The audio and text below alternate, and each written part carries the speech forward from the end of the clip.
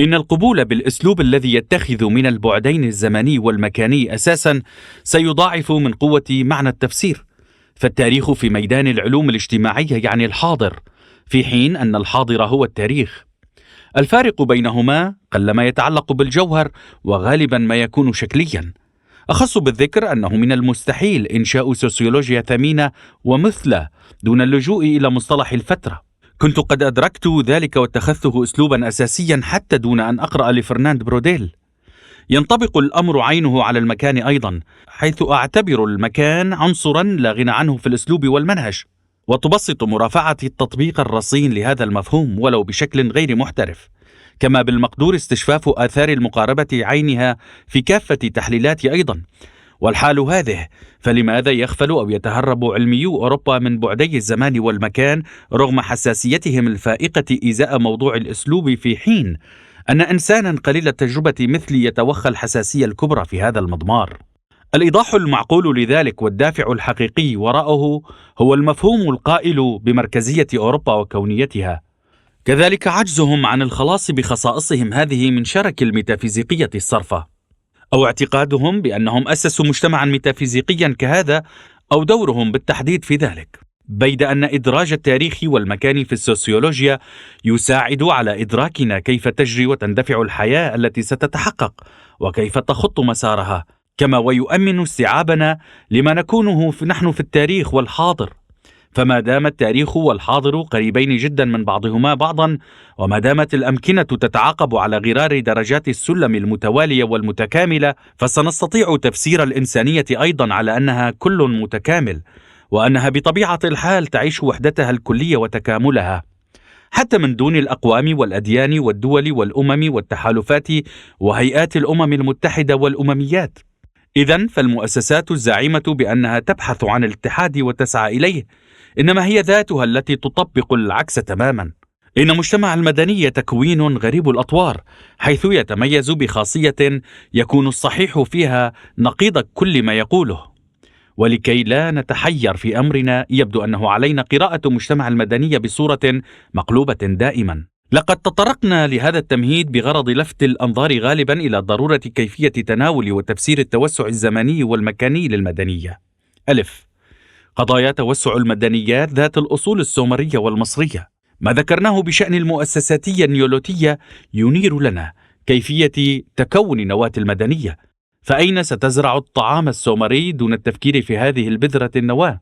إذ ما من بذرة أخرى يمكنها أن تينع وتنظر، وحتى لو وجدت فهي ليست في حالة تخولها للبلوغ والنضوج. فمثلما لا يمكننا اليوم تصور الولايات المتحدة الأمريكية بشكل منفصل عن التطورات الرأسمالية في أوروبا، فكذلك بل وربما بنسبة أكبر ما كان لحوض الرافدين السفلي أن ينجو من التحول إلى حقول قصبية لولا تشكل نواة المدنية في الحوض العلوي للرافدين. دعك جانبا من تشييد صرح الحضارة، بل ربما كان سيفلح حينها في إنقاذ حياة تشبه الحياة السائدة في العصر الحجري القديم بأحسن الأحوال. ثمة قضية مهمة أخرى على صعيد الانتشار، ألا وهي لماذا عجزت خلايا الاستقرار الراقية في الحوض الأوسط لما بين النهرين أو حتى في بلاد الأناضول عن التحول إلى مدائن؟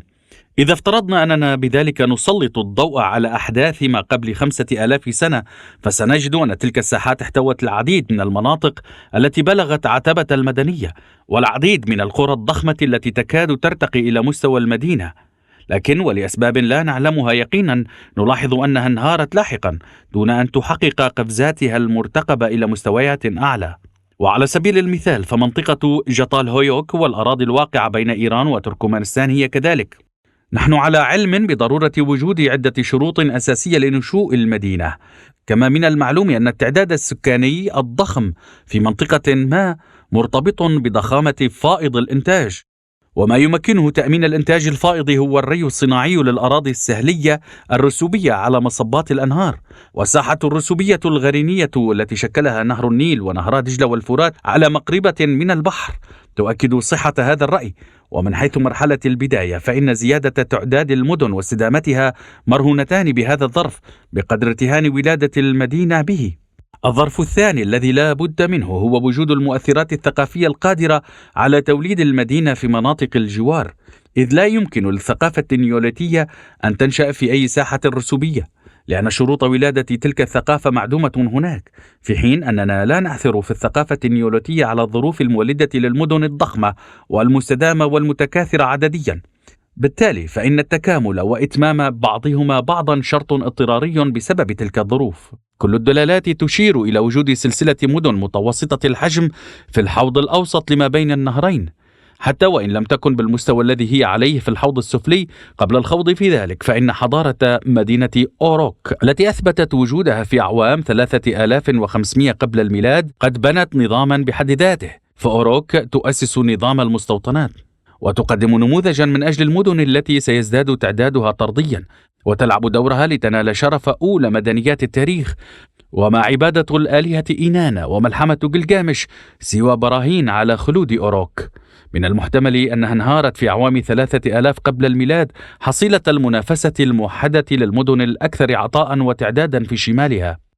تبدأ مرحلة سلالة أور في أعوام 3000 قبل الميلاد، وتستمر على شكل 3 سلالات حتى أعوام 2000 قبل الميلاد، لتنسحب تدريجيا إلى الشمال انطلاقا من منطق النشوء والانهيار عينه. يجب اعتبار مرحلتي سلالة سارغون الأكادية وسلالة خوذ الكوتية ضمن هذا الإطار. ما يخطر في البال بمجرد الحديث عن هذه المرحلة هو: أول الوثائق القانونية المدونة، الملاحم الأدبية، الأكاديميات، ونزعات المدن الضارية شبيهة بتلك السائدة في يومنا. خير مثال عليها ملاحم مرثيات نيبور ولعنة أكاد. إذن يفهم من ذلك أن أور تتسم بنظام كولونيالي واسع، وبالأصل فالمستوطنات الأولى المتشكلة تتضخم كالسيل الجارف في مناطق القوس الداخلي لجبال طوروس زاغروس، لتنتهي وتندثر بسرعة أيضا. النتيجة المستخلصة من ذلك هي وجود قوة ثقافية كبرى للمجتمع الذي تأسست المستوطنات في أحشائه. بالرغم من أن حضارات مصر وهرابا وعلام سوس التي تعتبر حضارات مدينية مستقلة ليست على علاقة مباشرة مع السومريين، إلا أنه لا يمكن مقارنتها موضوعيا إلا مع المستوطنات السومرية. يبدأ عهد بابل انطلاقا من نفس المنطق إلى الشمال من تلك الأراضي خلال أعوام 2000 قبل الميلاد، وهي حضارة سومرية من حيث الجوهر، حتى وإن اعتبرت ضمن الإثنيات الأكادية ذات الأصول الثقافية السامية. تعد هذه الحضارة قمة العلوم والمؤسساتية، حيث تلعب مدينة بابل دورا مشابها لما أدته باريس في أوروبا، فهي مدينة العلم والثقافة، علاوة على ازدياد عدد تجارها وانسكاب كل الثقافات في مصبها. كما تتحقق فيها الكوسموبوليتية لأول مرة، بحيث أثرت في محيطها بقوة، وابتدأت عصرا نمارد في التاريخ أوائل الملوك الأشداء، لتتسم بكونها مركز جذب يستقطب الجوار كمنبر مشع.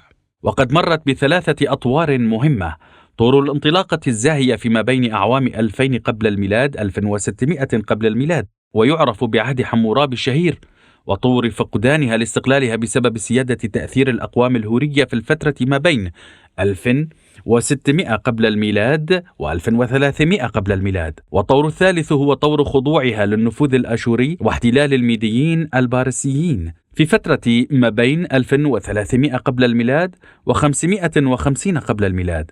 هكذا فإن العهد البابلي الذي يمتد تاريخه على طول 1500 عام يترك بصمته القوية في ذاكرة البشرية، وإن بشكل مستتر. وما ملحمة آنوما أليش الشهيرة التي تصور المنازعات بين الإله مردوخ والآلهة تيامات إلا حكاية تروي الهزيمة المؤلمة للمرأة الأم. أما التطور الذي حققته بابل في مجال علم الفلك وشهرتها بالكهنة وسبي بني إسرائيل المقتطعون من موطنهم، والعديد من الوثائق المدونة والبقايا التي لا تزال نصادفها من ثقافة كالدا التي قاومت ضد أشور، كل ذلك هو عبارة عن ذكريات لا تنسى من هذا المركز النواة. وإذا تذكرنا أن بابل هي المدينة التي كانت قبلة العديد من الفلاسفة الإغريق لتلقي دروسهم الأولى فيها، وعلى رأسهم الفيلسوف سولون، فسندرك حينئذ التأثير المتوالي لها بشكل أفضل.